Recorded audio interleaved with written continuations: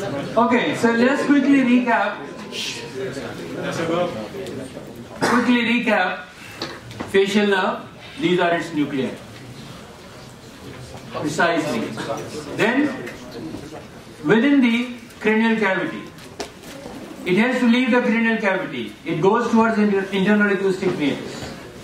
Enters the petrous temporal bone. In the facial canal, it gives branches. Those are known as intracranial branches. These are intracranial branches. One greater petrosal, which carries parasympathetic. For lacrimal gland, through pterygopalatine ganglion. For submandibular and sublingual salivary glands, through submandibular gland. We have 4 parasympathetic ganglion in our body.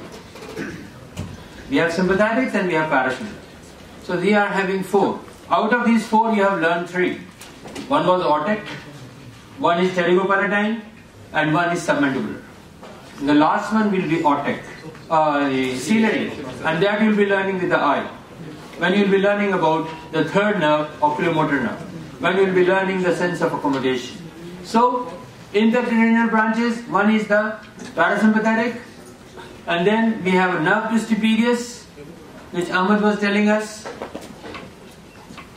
And then lastly, we have another is chora tympani. Chora tympani, we track it all when it was going to the anterior 2/3 of the tongue, from where it was carrying taste and it was bringing back. So these were intracranial branches. Now extracranial branches. When this facial nerve gets out of the cranial cavity, it gets out of the cranial cavity when it passes through the stylomastoid foramina. So at that place it gives 3 branches. One branch is given the name of posterior auricular, and its job is to supply occipitofrontalis. This is a muscle which is in your scalp. Occipitofrontalis. Other muscle is stylohyoid. Another muscle is there, posterior belly of digastric. So these 3 muscles are innervated by their separate branches. And this is immediately when this facial nerve gets out of the cranial cavity through a stylomastoid foramina. This stylomastoid foramina, Mazen, these 2 guys who are sitting in the floor, either ask them to stay in the class or thank you very much, barra. Yalla. If you're not interested, I'm neither interested in you guys. Decide yourself. You're part of it, welcome. You're not part of it, put your attendance, go. I don't care. So, these are the branches when it gets out. And further that, 5 branches which are for the muscles of the facial expression. So these branches are given on the face. And they are supplying these muscles plus 1 muscle which is in the neck, and that is known as platysma. Are we good with this? So this is the total, but you need to, this is the minimum you need to be good at if you are learning about, if you are asked about the facial nerve, this is the minimum which you should be good at. Going further, we talk about parotid gland. Parotid gland, major salivary gland, situated under your ear, in front of the mastoid, behind the ramus of the mandible. Below it's connected. So these are its relation. Anteriorly what do we have? Medially what do we have? And posteriorly what do we have? And what is above and what is below? Then this gland, through this gland we have 3 structures who are passing. Retromandibular vein, external carotid artery, and facial nerve. Thank you. After that, parotid duct. Parotid duct goes into the vestibule of your mouth at the maxillary, second molar. It opens opposite to that in your vestibule and it pours its secretion. Its nerve supply through otic ganglion, which has parasympathetic fibers who are coming from glossopharyngeal through its tympanic branch. Tympanic branch contribute to tympanic plexus. From the tympanic plexus I have lesser petrosal. That brings parasympathetic fibers. They rely in the otic ganglion. And from there I have postganglionic fiber. Sympathetic coming around the sympathetic plexus which is surrounding my middle meningeal artery. And sensory is coming from, general sensation is coming from auriculotemporal nerve. Remember, parotid gland is enclosed in a thick sleeve of fascia. That fascia has a different nerve supply. So if any pain, if it is coming from your parotid, that pain is transmitted not through not through any of those branches which we have mentioned. It's not been carried by lesser petrosal, it's not been carried by sympathetic fibers, it's not been carried by auriculotemporal, it is rather carried by your posterior auricular nerve, and that is the one which carries sensations, and those sensations has been pulled backwards. Is it fine? Everything is okay? Any question? No question? No. Yeah. Can you repeat the thing about the... I will not repeat. You bring a question. I'm not a recorder. It's recorded somewhere. You can listen to it backwards. You have to. If you have a question, ask me the question. The posterior auriculars from the facial? No. From which? We didn't talk it. You'll be learning about trigeminal and other things. Then you'll be learning where it is going and what is happening. The capsule isn't greater auricular? Greater auricular, posterior auricular. These names are mixed up, so correct it accordingly. But that is a different nerve. That is not connected to your facial nerve. Make it very clear. Are we clear with that? Any other issue? What is the function of infratemporal? What is the function of? Yeah, what kind of fibers transmit? Who? Infratemporal. Auriculotemporal? What is that? If you remember, you said something associated with auricle. Which one is talking? Thinking is posterior auricular. Are you talking about which nerve? You are mixing mandibular branch, I think. Okay. Second question, what is the function of the platysma? It's not latissiма, it's platysma. It's a name of muscle. What is the function? It's a muscle. Like flexion, extension? It's a subcutaneous muscle. This is the only muscle of your body which lives above the deep fascia. It's not connected to any bone. It's just above the deep fascia. It's a subcutaneous muscle. It's just in your neck. It's not connected to anyone? It's not connected to any bone. It's just superficial. It's not even in the deep fascia. It's just going superficial. It's function. I don't know. It's just stretching the skin or something like that. Nothing more than that. Any other question? You have some? No. Okay. Finish? Now, let's go further.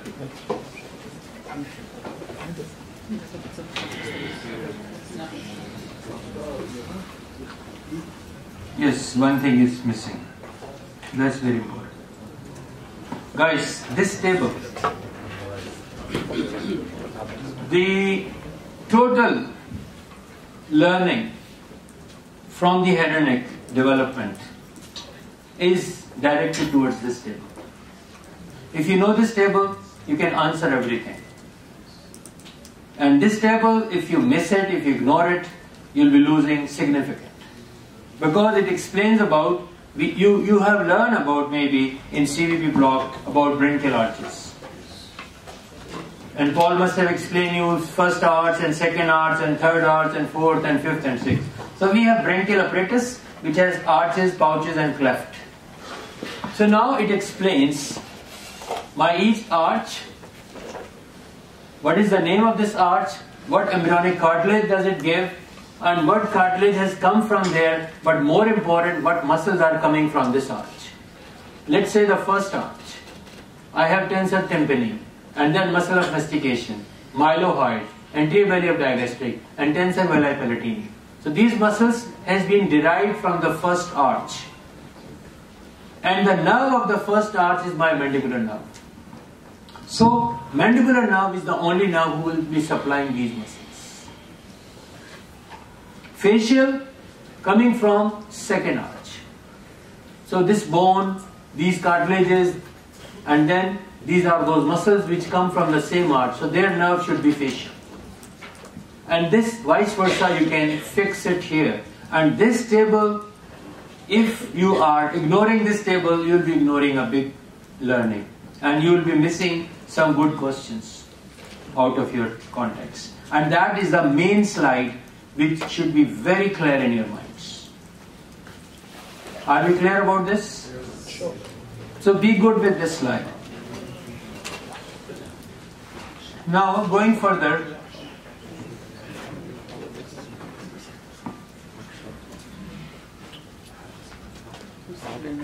Picture. What do you think? What's happening, Tarek? Huh? Black eye. Do you think I need to bring black eye here? Am I teaching scalp? If I was teaching scalp, I could have bring black eye. Yes, Hamza. You're saying another word for black eye. What is the big deal? Hamza. No, I'm asking you now. Yeah. Yeah, now you. Because he's done. Someone? After the grades, like Uday? Yeah, I didn't saw him yesterday. Yes. This is blood accumulating in the infratemporal. Wow, we don't know that. The black eye and ecchymosis and all that. You're just helping us in learning more. We love you. Based on the skull fracture. Now Manhal is coming up with more, I appreciate at least you're thinking more than what is only looking. Yes.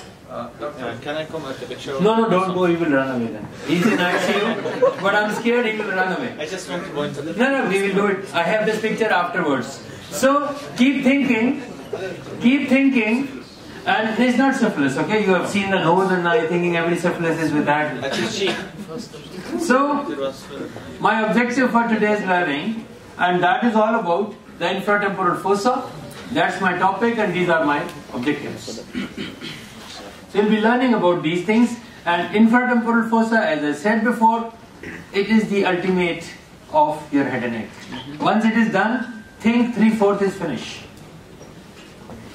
Now, this slide I don't spend time on this because Faisal Ikram has put enough on that, so I'll go fast. If anything is not clear, ask me. Any question so far? Any questions so far? Very clear. I love you.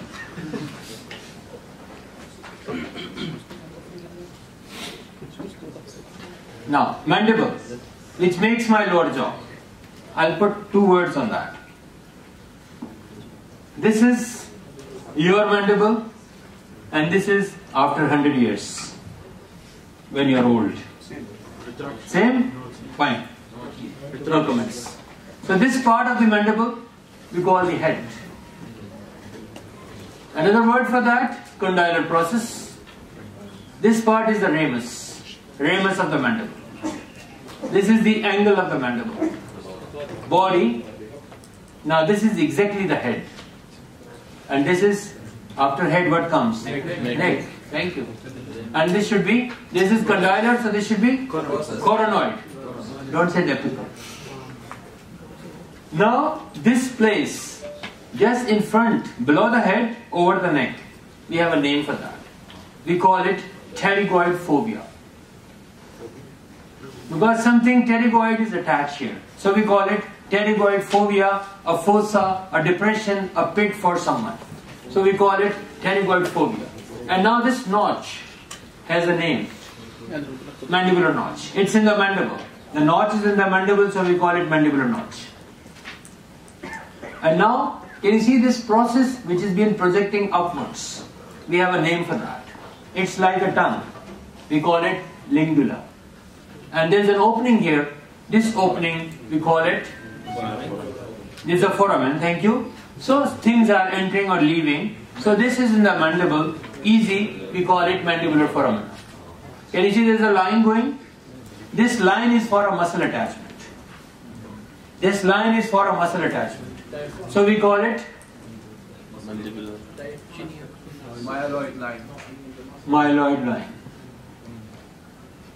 So mylohyoid is a muscle which makes floor of my mouth. So this is mylohyoid line. Hello, what are you learning?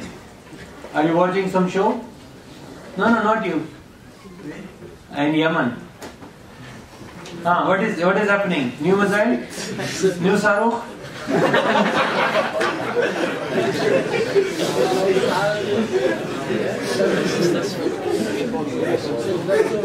So, mylohyoid line, and to this line we have attachment of a muscle, and this muscle coming from right and coming from left. So these two muscles they meet, And these two muscles, they make a sling. They hold everything which is in my mouth. So they are another diaphragm of my body, and we call it mylohyoid muscle.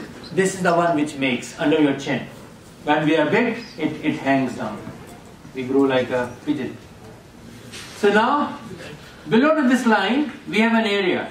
One of the salivary gland is closely related here. And that salivary gland which is closely related here, we call it submandibular salivary gland. And above to this line, another salivary gland lives here. This is the sublingual salivary gland. Thank you. So these two.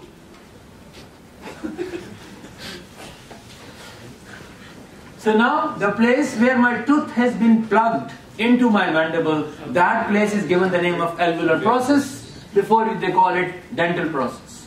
And this place, everything here is mental, mentalis, mental nerve, everything is mental here, not this mental. So we call it mental protuberance, this projection which is facing forward, this opening is mental foramina, and the place where two mandible halves, they meet, that is called as symphysis menti. Like we have symphysis pubis, where my two pubic bones, they meet, this is symphysis menti, where two mental bones, they meet. Are we good so far? Now, let's come to this guy who has finished his life, enjoyed all the colors. Now tooth have gone. He can only live on jellies and custards. The loss of teeth lead to all that, and we can see this way. Now mental foramina, before it was in the middle. You know what happens? In the childhood, this mental foramina was here. When we were born, it was here. Now we grow, it's reached here. And now, after 100 years, it will be here. What happened exactly? Only that because of the eruption of the tooth, it is on its original place. Because tooth have gone, so it has absorbed. Because if you add the alveolar processes in the teeth, so then it can be again in the middle. Because they are lost, so now it is gone. It has reached to the upper margin. And at the childhood, things were very small. Tooth has not erupted, so it was very low. At the time, it grows. Are you good with that? Yes. So now you can see so these are three characteristic points. The angle here, it was acute. Here it becomes obtuse. I know everybody understands what is acute and what is obtuse. Now, yes? Yesterday you said we have 4 diaphragms. Yeah. So the mylohyoid muscle is one of the diaphragms. One of the diaphragm. Abdominothoracic is another diaphragm. Phrenic nerve issue. Pelvic diaphragm was another diaphragm. Insula trisica thing you learn another diaphragm. So we have 4 diaphragms. Are we good with that? So we have done 4. Alhamdulillah. Okay guys. Now infratemporal fossa. Guys, best way to learn your head and neck. The best way to learn your head and neck, I can tell you, when you finish with on Sunday, when you finish with your radiology exam, find some time, go to the lab down, ask Muhammad or Anwar, get a skull, sit down with your resource material, your book, your iPad or what you are using, and just match and try to find out all these openings, all these things. If you don't spend time with the real skull, with the real things, with the real models, be rest assured, you will learn the things, but you will have a hard way, you will have a long way. You know what is hard way? Difficult. How difficult it is? You will be tortured. Where is Sinan? Sinan, can you stop recording? I have a joke. You want to learn the tonsil from here, or you want to learn tonsil from the other end? It's up to you. So you want to learn head and neck in a proper way? That's the way. If you want to have a hard way, the other way is on the other side. Are we good, guys? So now, the infratemporal fossa. What are its boundaries? It's the space underneath the temporal fossa. Where is your temporal fossa? Where is your temporal bone? Here. So, below that. And it has boundaries. Who makes it? Roof. The undersurface. Which bones are contributing here? Temporal bone and greater wing of sphenoid on the undersurface. Lateral wall, my ramus of the mandible. My ramus of the mandible makes the lateral wall of this infratemporal fossa. medial wall, my lateral pterygoid plate, and the structures nearby to lateral pterygoid plate. What is that? These are two bony projections which are facing backwards. And medial wall is this, and then it continues with the pterygopalatine fossa. It's a gateway. If you pass through infratemporal fossa, you can enter into pterygopalatine fossa. Pterygopalatine fossa is something like that. You know, in some armed forces establishment, they have watchtowers, or on the sea coasts, they have watchtowers. And they are security, they are sitting there and they are looking all around. So, infratemporal fossa, if you reach there, you have a direct access to the orbit, you have direct access to the cranial cavity, you have direct access to the nasal cavity, you have direct access to the oral cavity. So all the areas within your cranial cavity, there you are communicating. You have channels. Through those channels, you are connected on each side. So infratemporal fossa is that significant area. And there we have a very important ganglion, another parasympathetic ganglion. Its name is pterygopalatine ganglion. And this ganglion is also given the name of ganglion of hay fever. And this ganglion, hay fever is flu-like symptoms, where you have running nose and watery eyes. When you are suffering from flu, you need big box of tissues, manadil, and you have to clean, because this pterygopalatine ganglion becomes super active and it keeps on pouring, secreting, and you have excessive secretions. So when these secretions, they fall in your airway and the foodway, so you have a reflux. And as a ciliary action, you cough out your sputum, and you cannot sleep properly. You have headaches, and you have all the things. And basically, it is the overactivity of your pterygopalatine ganglion, and that initiates you water from your eyes, and you water from everywhere, wherever is possible. So it leads to pterygopalatine, infratemporal fossa leads to pterygopalatine fossa. Now, what are the structures? Primarily, we need to study in this 2 hours. The structures are lateral and medial pterygoid muscles. Who are these? These 2 muscles are the muscles of mastication. We have 4 muscles of mastication. We saw that they were all coming from the first arch. Their nerve was mandibular nerve. And mandibular nerve is a branch from trigeminal nerve, V3. And 2 of them has been mentioned here, lateral and medial pterygoid. Who are the other 2? The other 2 muscles are temporalis and masseter. So these 4 are the primary muscle for mastication. Mastication, this is the only job where nobody is tired. We call everything mashwar. If you have to ask to go this way, do this, do that, mashwar. But eating and talking, are you tired of that? No. We all love to eat, we all love to talk. And we never get tired. And who's bringing it is my muscle of mastication primarily. And they have certain muscles who are helping them. And where it is all happening? At a joint called temporomandibular joint, TMJ. So the contents, number 1 content is lateral and medial pterygoid muscles. Then I have mandibular division of trigeminal nerve, because this is the primary nerve for muscle of mastications. Chora tympani, we talk about it because it's running in this area. Parasympathetic aortic ganglion, we talk about it. We have discussed in detail. Maxillary artery is one of the terminal branch of external carotid artery. It has around 15 branches itself. It is divided in 3 parts. Each part gives 5 branches. And then we have pterygoid plexus of veins. This pterygoid plexus of veins is connected to my first picture, where I have shown you someone who was having a black eye. There was something coming out of his mouth, and he was in ICU. That person is in ICU. He is a seriously ill person, what you have shown. Now, let's bring, so these were the contents, primarily the major contents. They are connected with so many other things. Now, we are looking at a pterygopalatine infratemporal fossa, and this orange area is my pterygopalatine fossa. If I pass through this fissure, I will be inside the pterygopalatine fossa. And if I go through this, can you see this black hole here? If I pass through this black hole, I will be into the nasal cavity. So things are so closely connected here. And you can see that boundaries we talk about. Laterally we talk about ramus of the mandible. Medially we talk about the lateral pterygoid plate. Anteriorly we talk about the posterior surface of the maxilla. Superiorly we have temporal and greater wing of sphenoid. And posteriorly you can see that there is styloid process and mastoid process. So all of these structures, they are the one who makes the boundaries. And all what we talk about were the structures who are present here. Now let's put those structures. So this is a ligament which extends from the base of the skull and it goes to the mandibular foramina, which was shown on the inner surface of the ramus of the mandible. This is spheno because it's coming from the sphenoid and is going to the mandibular, so we call it sphenomandibular ligament. It connects the sphenoid bone with the mandible, so we call it sphenomandibular ligament.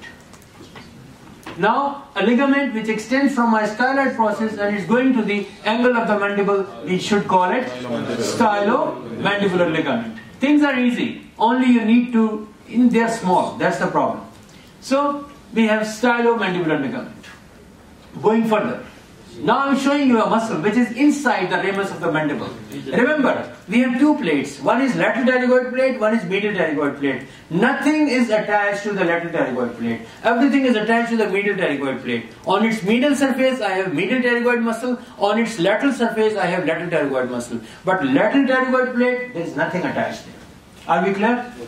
So, you are looking at one part of the medial pterygoid muscle, its deep head, and then you are looking at its superficial head. But they are coming from the inner surface of the ramus of the mandible, and they are one of the main muscles which are used for my mastication. Are we good so far?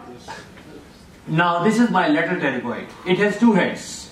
Guys, this lateral pterygoid plays very significant role in our body. We'll talk about it in detail today. And it does a lot. So many things. So this is lateral pterygoid muscle. It has a superficial part, it has a deep part. I gave two colors because there are two. Now, what do I have further? Pterygomandibular raft. Where I can see that? Can you see this small grey line which goes vertically? This grey line as an indicator. In front of it, I have a muscle which goes forward. It's merged at my face. I call it buccinator. And a muscle which goes backwards, I call it constrictor of the pharynx. Pharynx has three muscles, three circular muscles and longitudinal muscle. The constrictors are superior constrictor, middle constrictor and inferior constrictor. So one of the constrictor, so at this place in front I have buccinator. I have buccinator from the right and buccinator from the left, and they are the one who makes my cheek. If I'm sucking something, so this buccinator is helping me for that. And that this is a very main muscle. Then it's been surrounded by, can you see some circular fibers? They are not fibers of buccinator. They are orbicularis oris. And those who surround my orbits, they are orbicularis oculi. Everything for vision. And they are for oral cavity. So they are orbicularis oris muscle. Are you good? Now, mandibular nerve, few branches which will be shown here clearly, but we have to do in detail. So we can see that this is my lingual nerve, which goes and supplies tongue, and it carries sensations from anterior 2/3 of the tongue. Then you are looking at the nerve which goes and supplies my lower teeth. Is known as inferior alveolar nerve, because it's going to the alveolar processes. And then a branch from this inferior alveolar nerve, and this branch is supplying my two muscles. One is mylohyoid, and other muscle is the anterior belly of digastric. Why this nerve is supplying them? Because these muscles have also been developed from my first arch. Inferior alveolar is branch of the mandibular, and mandibular is also from my first arch. So this connection should be very clear in your mind, that why these muscles of facial expression are supplied by the facial nerve, because they belong to the same place. Their juds are the same. They are from the same family. So mandibular arch, all the things which develops from there, they will share their nerves. They will share their muscles. They will share their structures. Are we clear? So now to mylohyoid you have shown. Now this is another nerve which goes forward. This is a sensory one. We call it a buccal nerve. It carries sensation from my cheeks. Now this nerve which is going backwards, upwards. Ahmad, now you see that you are asking about this auricular temporal. So it goes to the auricle and the temple side, and you can see that it leaves a gap. Through this gap I have the passage of middle meningeal artery. This middle meningeal artery is given by first part of my maxillary artery, and the job of this artery is to go up to supply the meninges. You have learned, you have spent good time in understanding the meninges, pia, arachnoid and durometric. Now you can see an artery which is crossing above this nerve, mandibular nerve, and the one which is going forward. This is my maxillary artery. When my external carotid artery, it reaches near the neck of the mandible, external carotid, when it reaches near the neck of the mandible, it bifurcates, it terminates, it finishes it here. This external carotid finishes here. Now it gives two terminal branches. They are not, if somebody asks you what are the branches of external carotid, we said these are the terminal branches and other branches are direct branches. So it terminates here, it ends here. Now it ends, it continues as superficial temporal, which goes on my temple side, and maxillary, which goes forward, and it gives around 15 branches. And they are supplying in the nose, in my oral cavity, and every structure around maxilla, upper teeth, everything is being supplied by this maxillary artery through its different branches. So we are looking at the maxillary artery, and then it gives an artery which accompanies my inferior alveolar nerve. So an artery who accompanies my inferior alveolar nerve, what name you suggest for that? Inferior alveolar artery. Perfect. So now you can see that middle meningeal artery, which is also coming from maxillary, is passing through this auriculotemporal nerve and it is going upwards. Now, my maxillary artery, when it passes through my orbital fissure, when it was heading towards the orbit, now it ends after giving. Now it continues in the floor of the orbit as infraorbital artery. It gives branches there, and it emerges through a foramina which is on my face, under my orbit. We call it infraorbital foramina. So this is infraorbital artery, which is a continuation of maxillary artery. We don't call it, it's a branch, it's a continuation. Now we are looking at the cavity from the back. These are the conchas. This is the nasal septum, base of the skull, head of the mandible, coronoid process. This is my lateral pterygoid plate, my medial pterygoid plate, a handle-like thing, your bike. We call it pterygoid humulus because this bone is pterygoid. My upper and lower teeth, my mandible, mylohyoid line, mandibular foramina. Let's put things here quickly. You know these things. These are the Eustachian tubes, which connects my nose with my pharynx. Middle ear connected with your pharynx. That's why when your flights are taking off or landing, so many babies starts crying. This is the main issue. They have change in pressure, and that caused the cry of all the babies. You know that a flight is landing now. Hard palate. Put your tongue in your mouth and you feel it, it's hard. Even you can roll your tongue upward, you feel it's hard. Hard palate. Now this is the capsule of my temporomandibular joint, and there's a disc in between. Are we good so far? Okay, now going further. This is my medial pterygoid plate. I told you, on the medial side of my medial pterygoid plate, I have medial pterygoid muscle. On the lateral surface of my medial pterygoid plate, I have lateral pterygoid muscle. Lateral pterygoid plate is separate. It has no muscle attached to it. This is my pterygoid humulus. Now, this is my lateral pterygoid because it's coming laterally and it's going to the pterygoid fovea onto the neck of the mandible. My lateral pterygoid muscle. These are my foramen. From the cranial cavity, when mandibular nerve passes through this opening, it enters into this is the infratemporal fossa, exactly. You are looking from below, from behind. So now you can see that from here, mandibular nerve, part of the mandibular nerve is coming out, and this part we call it lingual nerve. This is inferior alveolar nerve, is entering into the mandibular foramen. It's running inside to supply the lower teeth. Fine? It gives nerve to mylohyoid. It supplies the mylohyoid muscle and anterior belly of digastric. Posterior belly of digastric is not coming from the first arch. It's coming from the second arch. That's why posterior belly of digastric is supplied by facial. Anterior belly of digastric is coming from first arch, so it is supplied by mandibular through its branch. So one muscle, one part is coming from first arch, second part is coming from second arch. So the part from where whatsoever is coming, it derives its nerve supply from the same part. So it's not happening, oh, it's one muscle, so it is sharing. No. Posterior belly has a different supply, anterior belly has a different supply. Now what is happening? This is what do you think? Your maxillary artery giving its branches, middle meningeal which is going upwards, inferior alveolar going downwards. And now this is my, which nerve? Auriculotemporal nerve surrounding the middle meningeal artery. I remember I told you this. I remember this question was one of my anatomy question in my fellowship exam. Which nerve passes through? Which artery passes through? This nerve, this nerve, this nerve. I still remember it. This is the aortic ganglion, and this is my medial pterygoid muscle, which comes from the inner surface, ramus angle of the mandible, and it goes to the medial side of the medial pterygoid plate.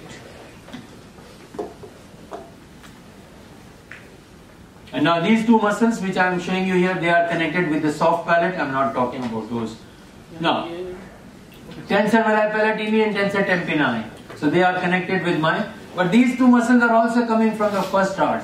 So they share the mandibular nerve supplies them. Now, you are looking at a dissection. This is a superficial dissection and deep dissection of the infratemporal fossa. This place is infratemporal fossa. You can see number 18 is the maxillary artery.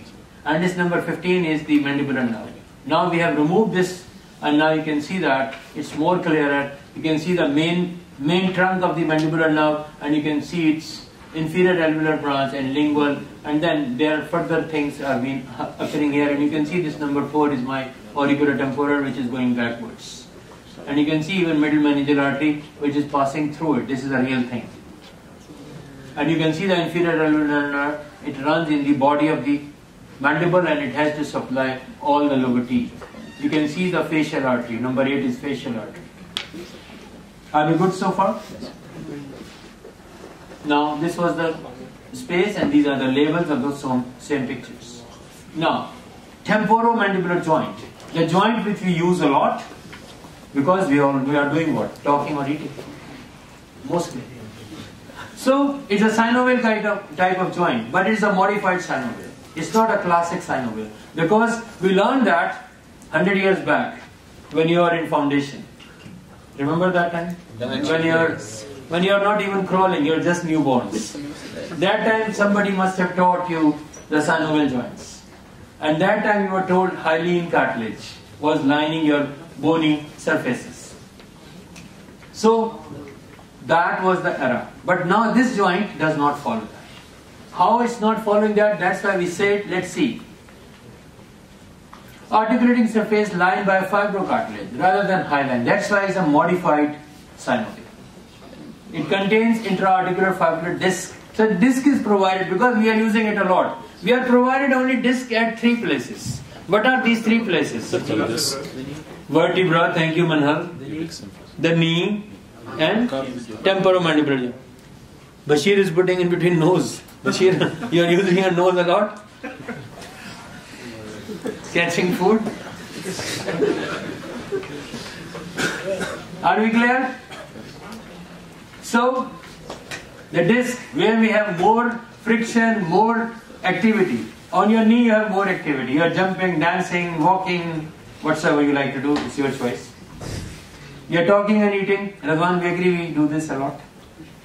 And the third thing is, we are in between vertebrae, like Manal said. How can I deny to that? So now, it attached separately. Fine, fibrous joint capsule. Every joint, no matter which joint of your body, it must have capsule. Because capsule is that final wrap which covers everything. So it's reinforced by ligaments. Now let's see things, what is happening. Functions, what do you think functions of the intra-articular disc? We talk about it. We know it. Any problem with this? Any problem with these functions? Guys, you will never learn temporomandibular joint unless you go to the lab and do this. Sit down with that, see where the head of the mandible goes, and now I have one activity for you. The activity is, take your 2 fingers, but be careful where I'm saying, just put it there. So now bring it just behind this little part of your ear. Just put them here and then open your mouth. What you have found? Nobody. Your finger are gone in or not? Yes. So what happened? So Najmuddin is laughing. Najmuddin, what happens? Is tickling? Someone said no. Oh wow. Then you don't have a mandible. So what happens? When we open our mouth, lateral pterygoid muscle, it pulls the mandible forwards, protrusion of the mandible. So head of the mandible has moved from space. Now there is a gap. So your fingers have been dipped in. And when you close your mouth, the head goes back. So same is happening. When we open it, it goes forward. So you have a space, your fingers is dipping in. How it is happening, we'll see it here now.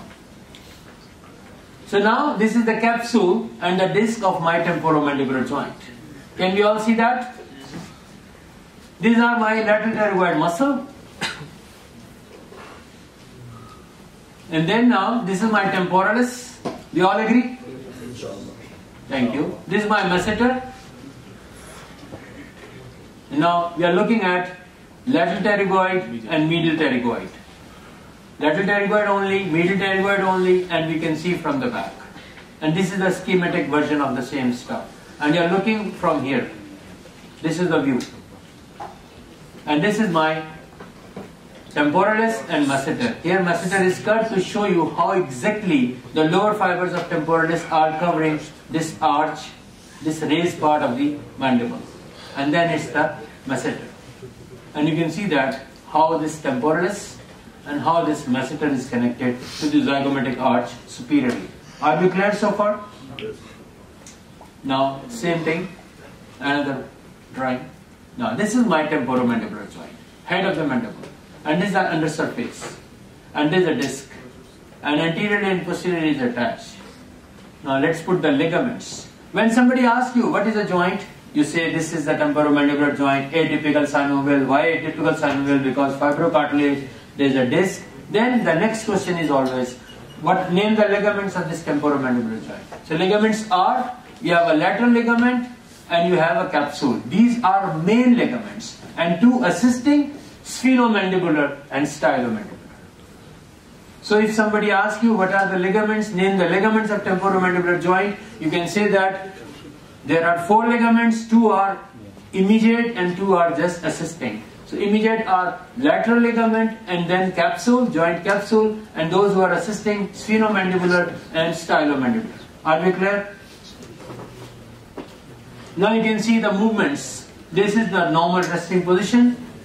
You bring your mandible forward, we call it protrusion.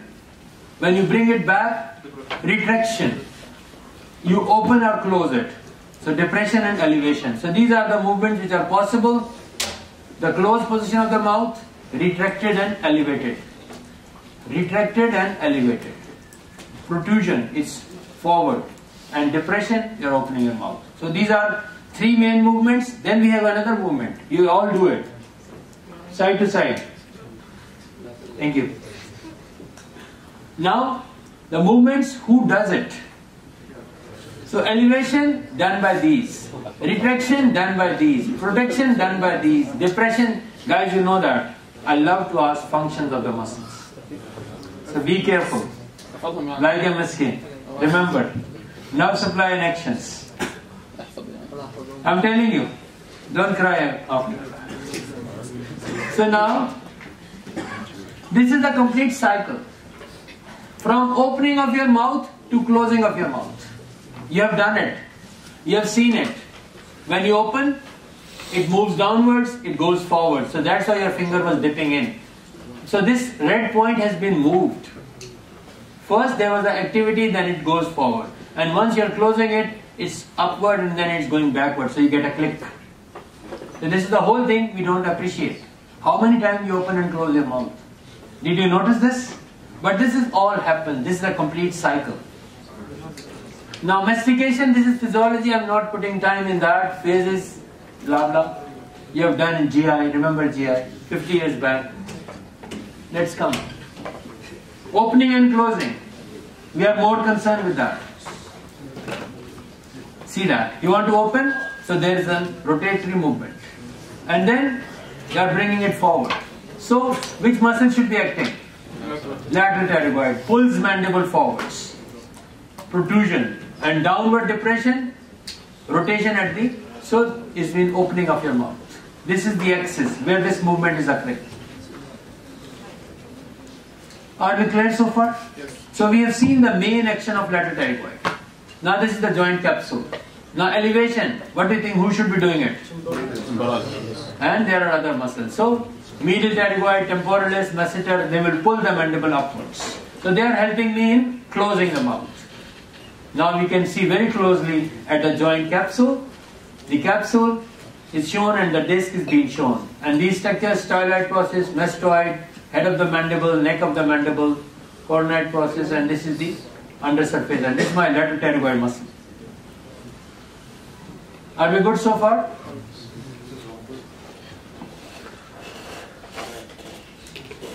Any problem so far? Lateral pterygoid.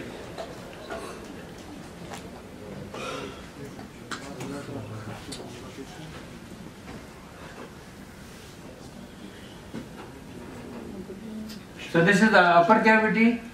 So gliding occurs here, and this is the place where you have rotation. So this divides into, makes two cavities. Here you have gliding, here you have rotation. Are we good so far? There is no any rocket science here. Now, these were the main muscles for mastication. And who were those? Temporalis, masseter, lateral pterygoid, medial pterygoid. Are we good? Perfect. So now, those who are assisting them, who are those? So we have accessory muscles. And then we have a series, mylohyoid, digastric, genohyoid muscles. These are helping, these are the assistants of main masticatory muscles. So now these are the structures, we know about them. These are my infrahyoid group of muscles, and this is mylohyoid. Mylohyoid comes here. Who supplies it? My mandibular nerve supplies that. And the place where two mylohyoid meets. This is hyoglossus muscle, which is supplied by 12th nerve. From the mandible to the, from the hyoid bone to the side of the tongue. Hyoglossus. Isn't gynoglossus muscle as well supplied by 12th? My dear, it's written here, it's coming by sugar. There are so many muscles supplied by this nerve. Tell me who is not supplied by this nerve? I don't know. So then don't bring. So now this is digastric. We know that this belly is coming from second arch. This belly is coming from first arch. So the nerve for this belly is facial and nerve for this belly is mandibular. Thank you. So you can see that. 7 and 5. And this is the pulley through which this digastric moves. And it is connected, is a fibrous band which is connected to the hyoid bone. And this is my stylohyoid muscle. They all are helping. They all are my accessory muscles. Who's this? Facial nerve. Thank you. And you can see that it's supplying these two muscles. Are we clear? Who's this nerve? Nerve to mylohyoid. Nerve to mylohyoid, which was given from the inferior alveolar nerve. Now we can see the same thing from different angle. Nerve to mylohyoid will also supply the anterior belly of the digastric. Nerve to mylohyoid supplies mylohyoid, and then it's supplied to the anterior belly of digastric. Because nerve to mylohyoid is coming from mandibular division of trigeminal. And mandibular division of trigeminal is the nerve of my first arch. So now this is mylohyoid complete, my oral diaphragm. The hyoglossus. Okay, now see, mylohyoid, they are coming like this from the mylohyoid line and they are meeting in the midline. Okay, so they are not exactly coming to the hyoid. Little part of it is connected to the hyoid. My hyoids are here, and from this, let's say this is where my hyoid is. From here a muscle goes upwards towards the tongue. This is hyoglossus. In the middle? Yeah, on the sides of my tongue. So they are going to the sides of the tongue. And this is So hyoglossus is from the greater genu of the hyoid, and they are going to the sideways lateral aspect of the tongue, and this hyoglossus coming from the mylohyoid lines. So there is a little gap in between. Welcome. Are we clear? So now these are my hyoglosses. Can you see them?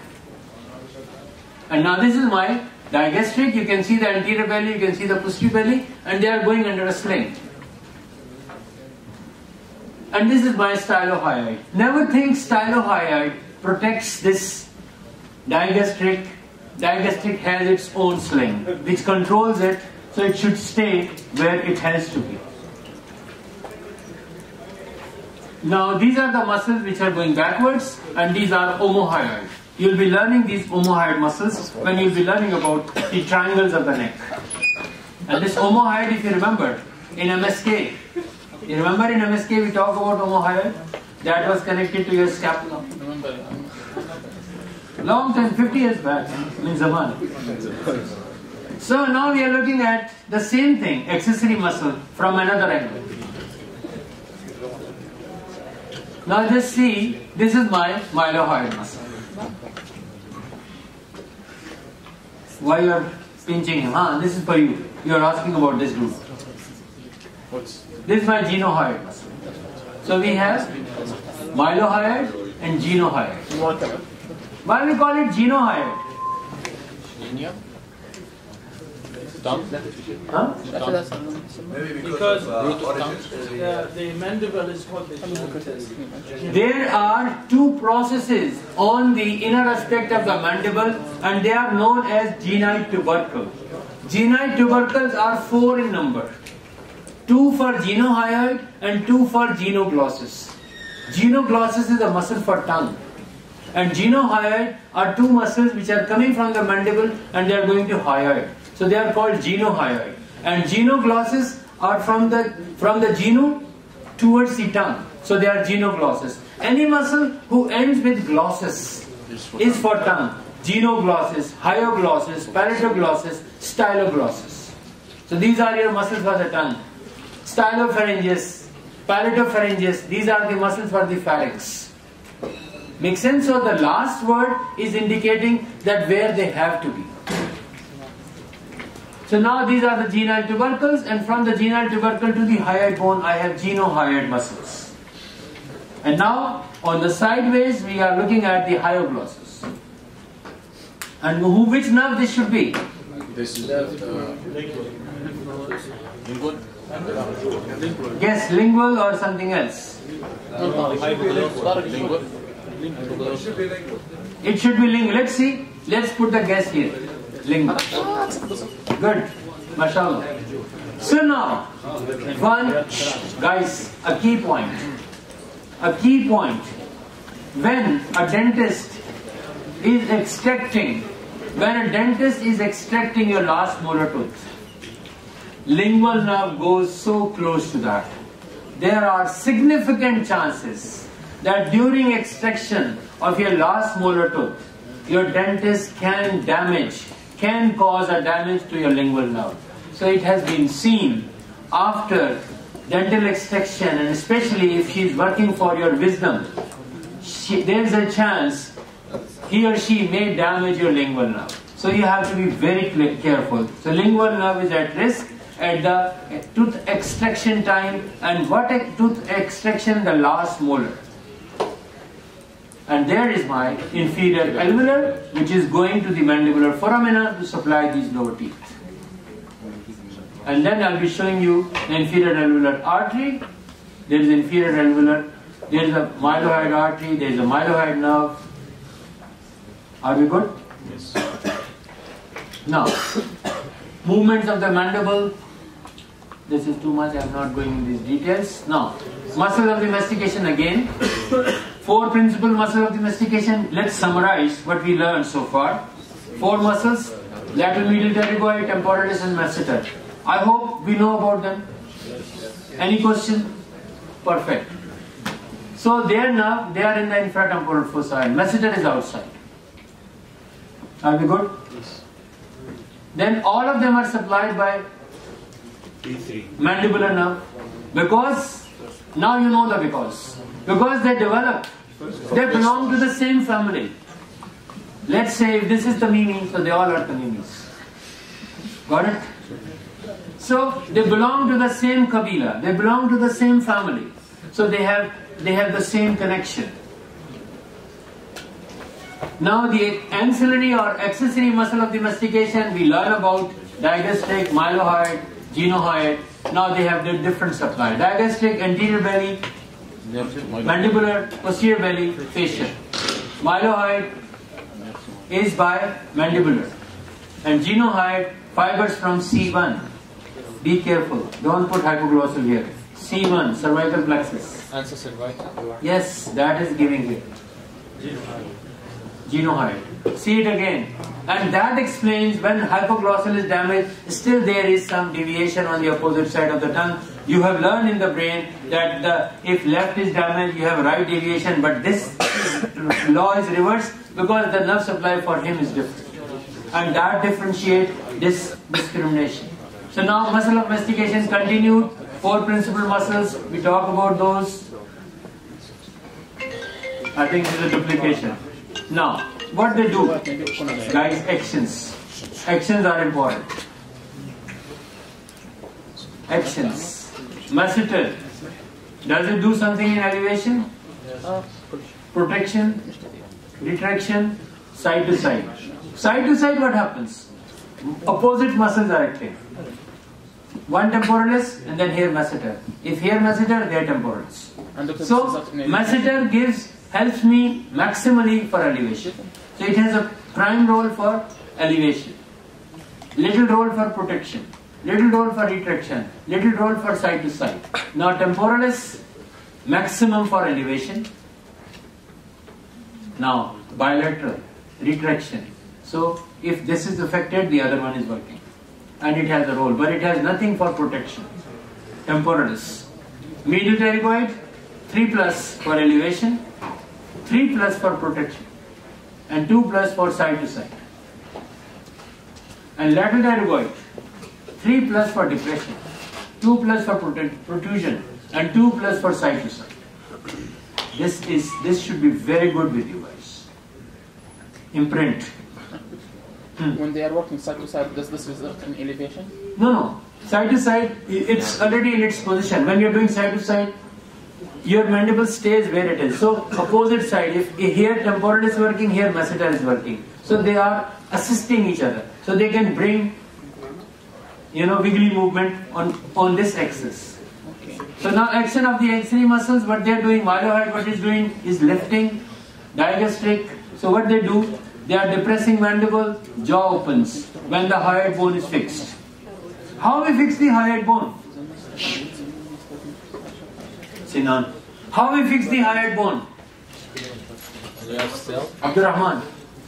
How we fix the hyoid bone? Does it attach to any bone? No. Then how we fix it? Yes, Kamal. Which muscles? None of them. It has suprahyoid group of muscles, infrahyoid group of muscles. These muscles you will be learning with the larynx. Ayman will be talking about those. Infrahyoid group of muscles and suprahyoid group of muscles. So they stabilize your hyoid bone. Then others are also playing, but they are the one you stabilize it. Because if you, let's say you are doing some activity and if your foot is not stabilized, can you lift a weight? If Sinan wants to put his camera and if the tripod is limping, will it stay as it is? No. It will be gone. So we have to fix it and then we can bring it. So now all these muscles of mastication, with the exception of genohyoid, are supplied by mandibular nerve. Genohyoid is so easy to remember. All the masticatory muscles, no matter direct or ancillary, their nerve is mandibular. So they all are developing from first arch. Exception is one, and that is my genohyoid, and it is getting from C1. And these type of things are very favorite to be an MCQ. Just record in your memories. Save it. Now temporomandibular joint syndrome, what is that? When it is inflamed. Wow. When it is inflamed, you call it syndrome? Wow. or torn. So this is the whole story: inflammation, degenerative, osteoarthritis, trauma, dental, million things. Wow. Spend time, dislocation, it happens. And so these are the details you can do yourself. What's wrong? Nice.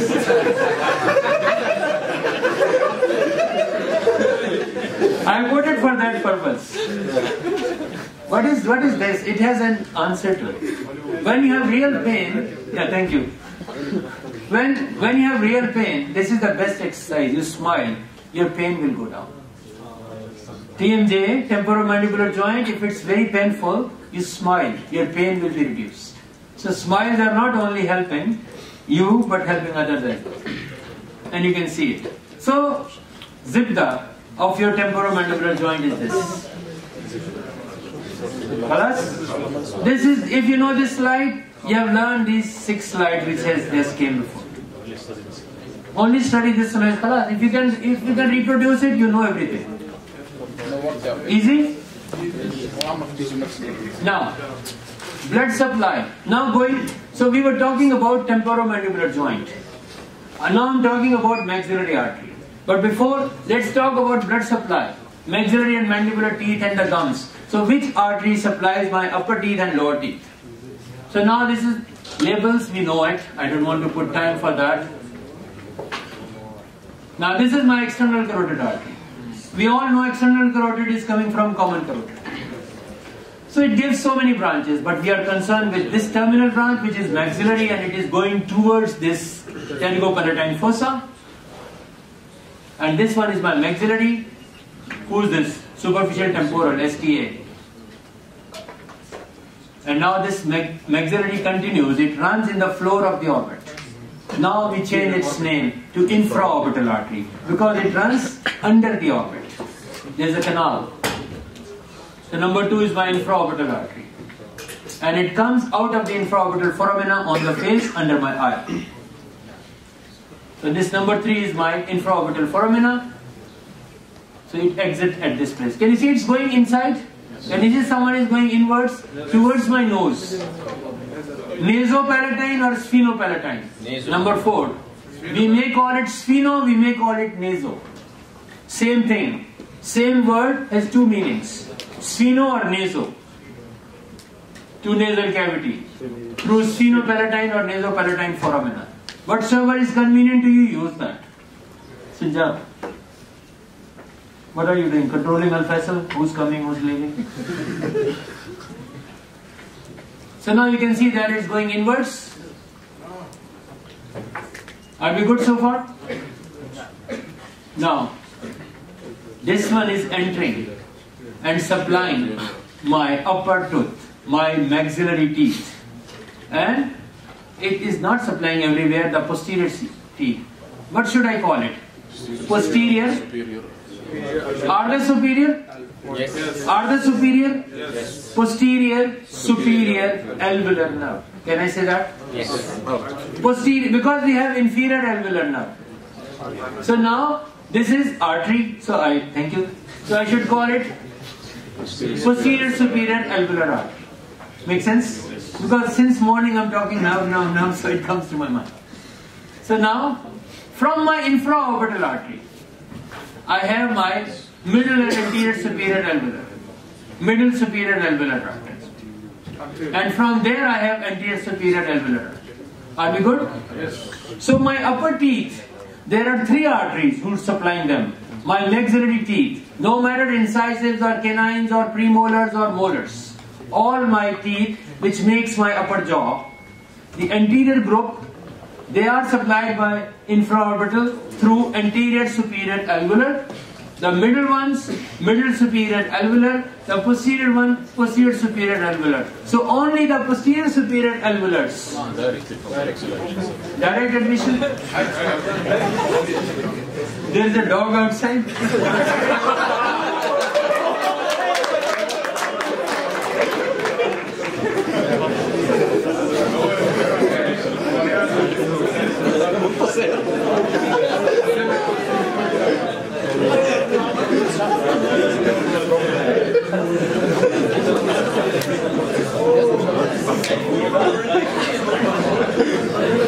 Okay guys, so we have learned that my upper teeth incisors, canine or premolars or molars. You don't know. You don't know. So their arterial supply, anterior and middle group from infraorbital and posterior group from maxillary directly. You should understand this difference.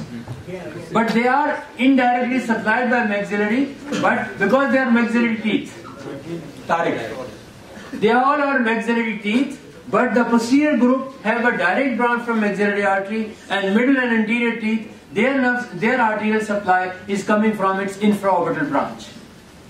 And now who's this? For my lower teeth. We talk all superior, and now there is only one. So we don't have posterior, middle or anterior. This is my inferior alveolar, and you can see it's supplying all my lower teeth. So we call it inferior alveolar. Are we good? Doctor, can I ask one question? No, I will give it on in the last one. So now mandibular canal is the name, and this is the mental foramina.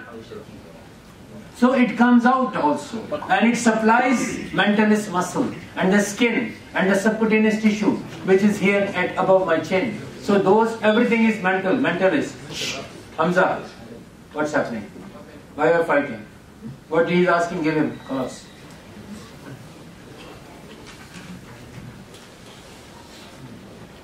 So guys, mental artery. Now this is in your books, you'll find it like that. I hope we know it. Alhamdulillah. So we are looking at external carotid artery giving so many of its branches. I'll be talking about them. But just in a nutshell, you can see all of them.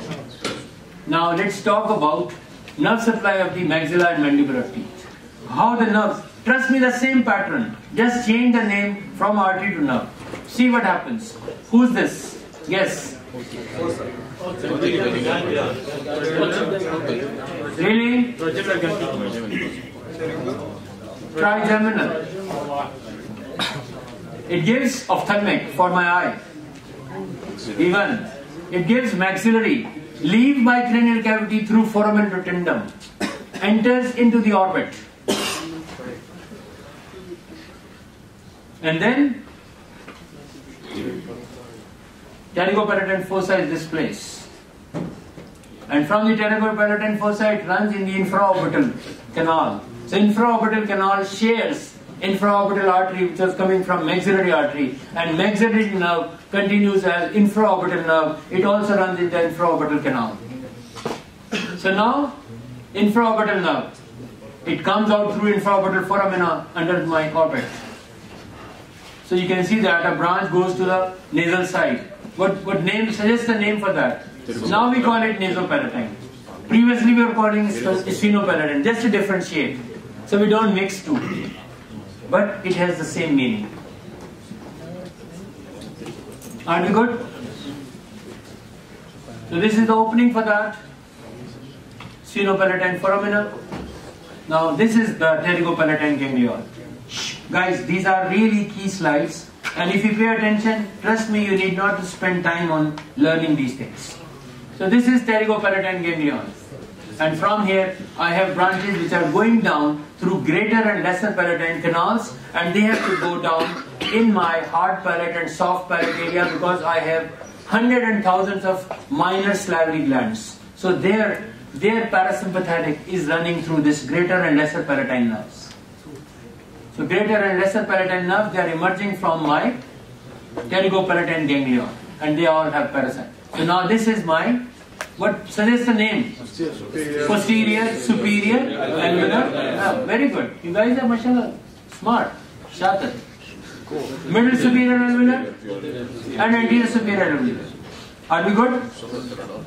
And then this is the maxilla, maxillary sinus. It also gets supply from these. So you need not to memorize a lot. In the nose you learn maxillary sinus. So if somebody asks you what is the nerve supply of maxillary sinus, you can say anterior, middle and posterior superior alveolar. Or in short you can say superior alveolar nerves. Finish. This is my Really? No. Is it going to this? Lingual. Lingual. Thank you. So don't mix. This is my inferior tongue. Are we good? So it's supplying my lower teeth. This lingual is going where? Tongue. Are we good so far? And who's this? Guess. Nerve to Nerve to mylohyoid. And to the and to the anterior belly of digastric. Thank you, Bashir. Bashir, mashallah, now smart. So now, same is here. You can see the mandibular, you can see the trigeminal ganglion. You can see the ophthalmic is not shown. Maxillary, infraorbital on the face, giving all those posterior superior, middle superior, anterior superior. You can see the mandibular passing through the foramen ovale, entering down, giving posterior auricular, giving inferior alveolar, giving buccal, giving lingual, giving. These are those branches which are for muscle of mastications. Are we good so far? Yes. You can see here also, same thing. You can see the submandibular ganglion. Now, this is something very crazy. Pterygoid plexus of veins. Pterygoid plexus of veins is present within your lateral pterygoid muscle. Within your lateral pterygoid muscle. Have you seen when a cat, after sleep, when she wakes up, she yawns and arches her body? yes. By doing this, she by opening her mouth, opening and closing, there is more pumping of blood. Something kind of peripheral heart. So she becomes alert, she becomes active. When you woke up, you yawn. So you are getting more blood supply. So similar concept to gastro. No, but we are not cats, my dear. We are humans. So this is pterygoid plexus of veins. But how it is affecting? It is all connected to my first picture. It's all connected to my first picture. Let's talk about it shortly. Now you can see it now. What happens? What's here? This is pterygoid plexus of veins. Guys, this is your face. Your nose has to be here. So now, and through deep facial branches, it's connected. And it's all connected to this pterygoid plexus of veins. And through emissary, guys, this is an important communication. Through emissary vein is connected to your cavernous sinus. Can you see that? And the facial vein is also directly going to the cavernous sinus. So what is happening? I'll be showing you what is happening, but before I have to finish this mandibular nerve. We know about it. We talk about it. It's a mixed nerve. You all agree? It has a sensory and a motor component. Does it have any parasympathetic? Mandibular nerve? No, it doesn't. Lodges, submandibular and otic parasympathetic ganglions, they are hanging with this. Sensory functions, where does it supply? These are the functions, sensory functions of this. So this all is being innervated. When you have teeth in your lower tooth, pain is there, it's all been going there. Taste and everything is being mentioned. Sensory functions. And these are its motor functions. Muscle of mastication, who are they? We know them. Accessory muscles. And these two muscles, because why all of them? Because they develop from the same arch. First arch. So they are innervated. Are we good? Yes. So it also brings proprioceptive information about TMJ capsule and muscle of mastication. Now let's put things here. Let's make things complicated. This is your trigeminal ganglion. The journey begins from here. B3. From foramen ovale, it enters. When this mandibular nerve leaves the cranial cavity, below, it passes through foramen ovale. It reaches to infratemporal fossa. In the infratemporal fossa, it goes down. And then we call it mandibular nerve now. Then it's joined by, it's not only the sensory component, its motor component is also coming down. So now this motor component, but before saying here, this main nerve gives two branches. This main nerve gives two branches. One branch is meningeal and one branch for a muscle medial pterygoid. So this main trunk of mandibular nerve, when it enters the infratemporal fossa, from the main trunk I have two branches. One for the medial pterygoid muscle and one meningeal branch. Meningeal branch enters the cranial cavity again. And after that, it divides in two, anterior division and posterior division. Anterior division is primarily motor. Posterior division is primarily sensory. So anterior division is primarily for muscle of mastication. And posterior division, it has only one sensory component, that is the buccal branch. And posterior division, which is entirely sensory, it has only for nerve to mylohyoid, which supplies mylohyoid and anterior belly of digastric. So now it supplies muscle of mastication along with two other muscles which belongs to my soft palate, tensor tympani and tensor veli palatini. Now it goes down. The motor fibers, it runs in my posterior division because it has to reach to my mylohyoid and to my anterior belly of digastric. Are we good so far? So mandibular nerve has finished the job of, the motor job of mandibular nerve is done. After that, auriculotemporal from posterior division going backwards is going to the aortic ganglion and other areas of supply. We know about these. I don't want to put time on that. Now lingual going to the tongue, anterior to third, carries taste. Taste, sensation, general sensations. How about taste? Spatial. Who's bringing? Facial gives chord attention. Got it? So now inferior alveolar. Entering, supplying the lower teeth. Are we good? Yes. Coming out of the mental foramina, supplying mentalis muscle. Are we good? Now who's this ganglion? Is another parasympathetic ganglion, submandibular. And it gets parasympathetic, which is coming from facial. Who's this? Greater petrosal.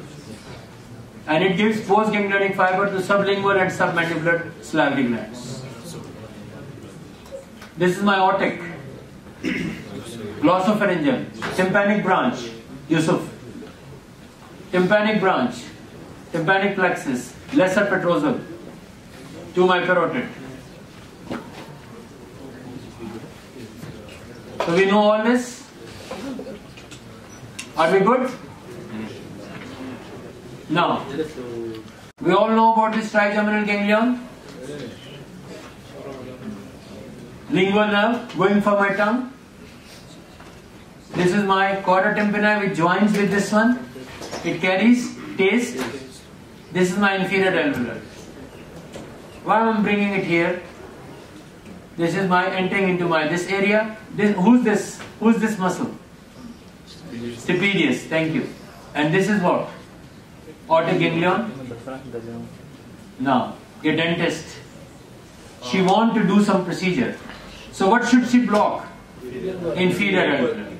So she blocks here. Now she can perform any activity on your lower incisors, lower premolars and lower molars.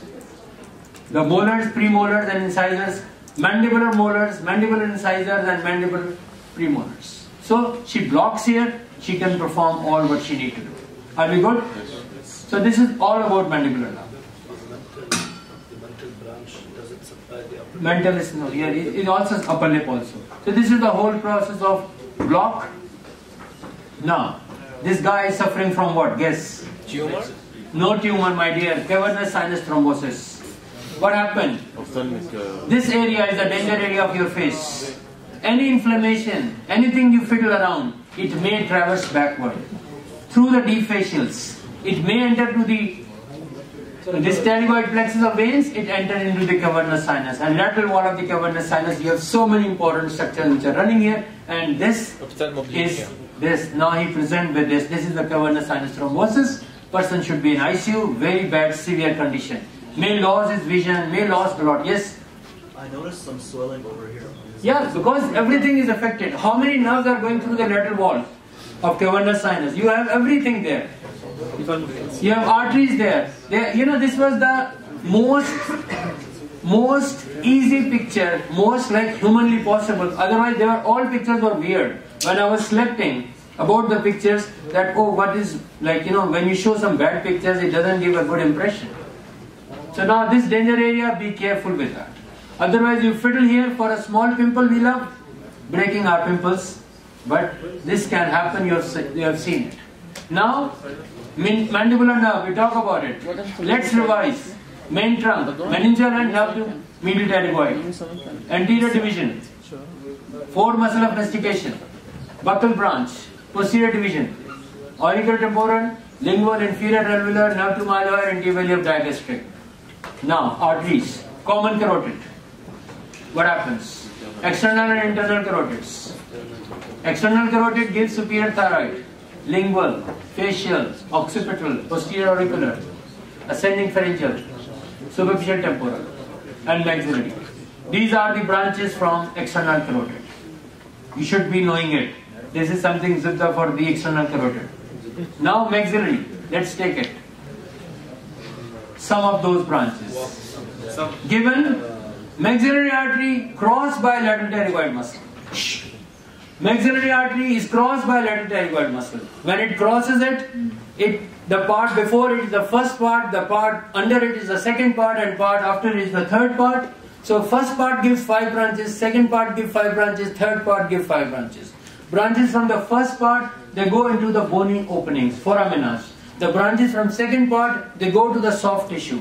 And branches from the third part, they also go to the bony openings, foraminas. So few of them has been mentioned here. So now from this maxillary artery, after giving these much branches, it continues as infraorbital artery when it runs in the floor. And then it gives anterior superior alveolar, middle superior alveolar branches, and it emerges on the face through the infraorbital foramen. Are we clear? And this we talk about it. I told you, please be good with this. This is the whole development, who developed from which arts and what happened, which muscle, which cartilage and what. Any question?